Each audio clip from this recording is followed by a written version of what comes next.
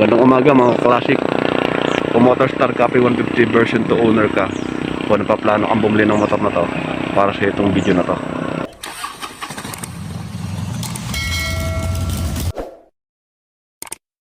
Dito sa video na to, i-share ko kung paano gamitin yung trip mode. I-unlock natin yan. Gamit tong Copy 150 version 2 ng Motorstar. Tune in lang kayo hanggang sa dulo para alam nyo kung anong purpose, kung paano gamitin. Okay, let's go. Yan, papakita ko po sa inyo ang gamit ko ay Copy 150 version 2 ng Motorstar. At dito tayo sa kahabaan ng Calabarzon Road. Dito natin tetestingin yung trip mode.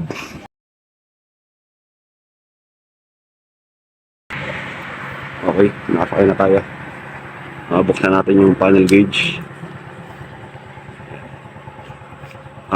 Alam naman natin sa kanong iba sa inyo na napapaltag tong color ng panel gauge ni Motorstar Copy 150. Pwede ka mamili na kuya na gusto nyo.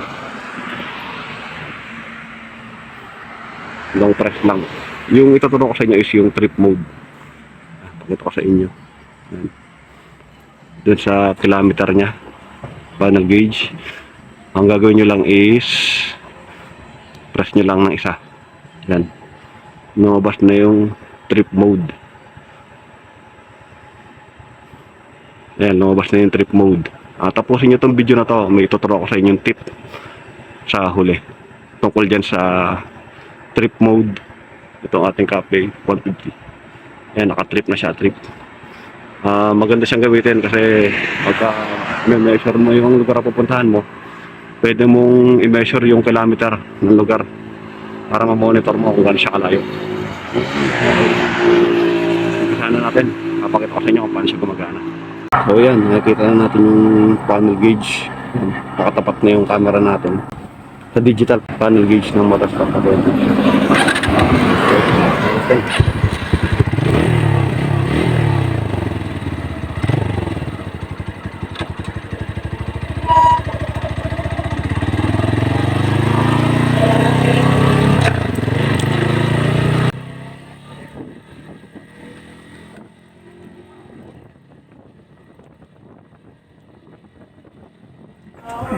Ayan, nag 0.1 na siya.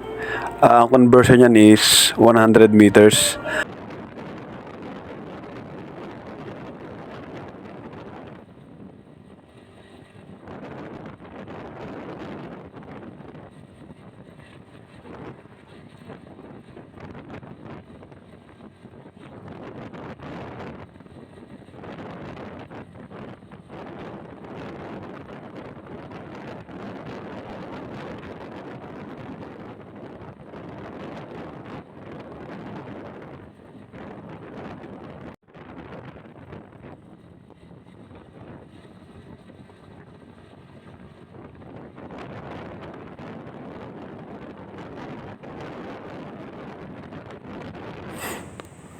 One point zero is equivalent to 1 kilometer. Ipapakita ko po sa inyo ng medyo mahaba para makita nyo na gumagana talaga siya.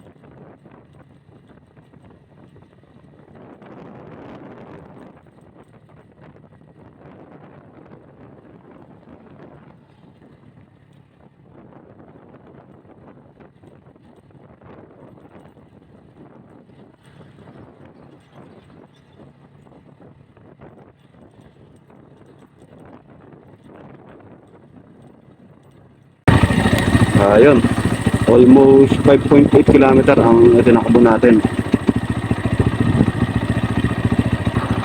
Ayun, may isa pa akong isi-share sa inyo.